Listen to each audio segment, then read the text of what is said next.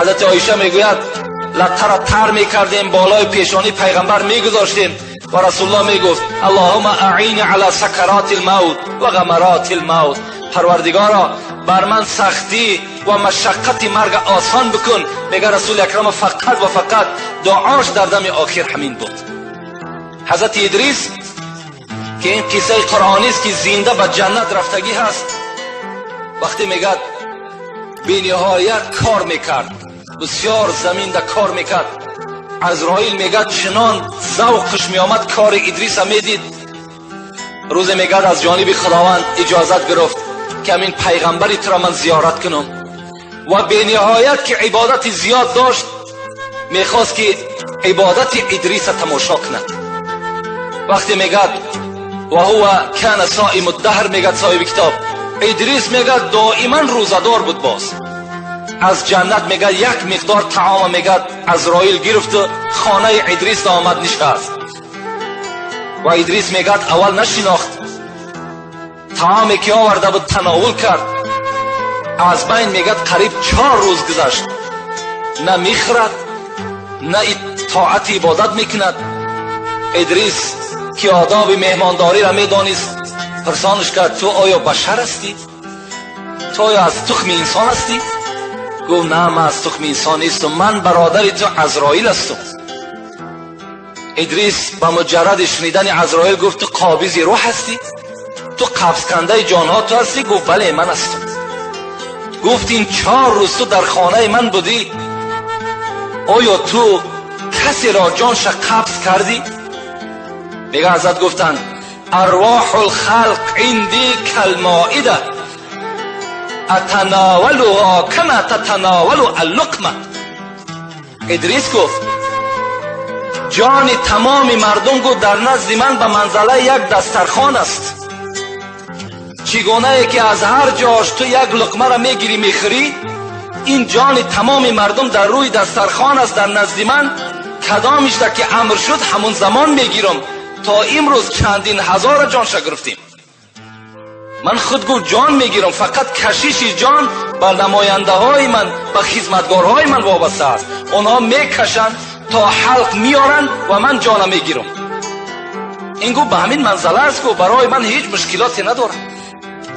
میگه ادریس گفت عزرائیل گفت تو برادر من هستی، من هم مرگ را چشیدن نمی شود، زیرا خدا گفت از همه نفس باید مرگ بچشد. لیکن من خدا را دوست می‌دارم، ذکر خدا را دوست می‌دارم. می‌خواهم که ابدی زنده باشم و فقط در ذکر خدا باشم. وقتی جان مرا گرفتی تو یک بار دیگه به سوی خدا باز دعا و تضرع کن، مرا جان دوباره بده. میگه عهد کردن. وقتی که بعد چند مدتی آمده جان ادریس میگه گرفت و حضرت عزرائیل گفت خدایا گفت این بنده به سوی تو هم دعا کرده بود، از ما هم تضرع و زاری کرده بود که جان دوبارهش بتیم. چی می شود؟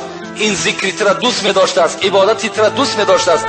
خدا که در ازل ادریس کشیده بود جان دوباره را میگه با ادریس داد. ادریس وقتی میگه از خواب مثل که بیدار میشه عزرائیل نزد خود دید، گفت برادر عزرائیل گفت این چی دهشت بود که تو بر من روا کردی. گفت ادریس گفت الرفق الذي فعلت بك ما فعلت على احد قط.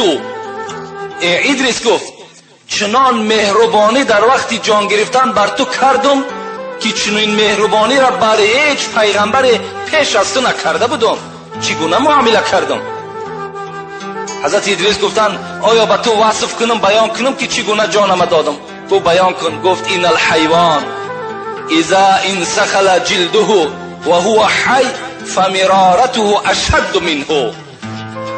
میگه ادریس گفت ملک الموت گفت جانت از بدن من چنان گرفتی که وقتی که یک حیوان زنده باشد و او را زنده به زنده گفت پوستش میکنند و چگونه درد پیدا میکند، همون درد گفت 1000 مراتبه دیگر گفت با زیادتر. از اون دیده گفت چیشید این جان کندن من گفت بر من سخت آمد. حالا که عزرائیل چی گفتند؟ من گفت مهربانی بر تو کردم. حضرت عیسی را خدا رحمت کند که یکی از معجزه هاش این بود که مرده 1000 ساله را زنده بکرد. بعد باورش میکردن که این پیغمبر است. وقتی میگه قومش گفتن عیسی گفتن تو هر مرده ای که زنده کردی مرده های همین 500 ساله و 1000 ساله بودن. ما یک مرده میدانیم به نهایت قدیم است. اگر همون را زنده بکنی ما ترا باور میکنیم. البته قوم سرسخت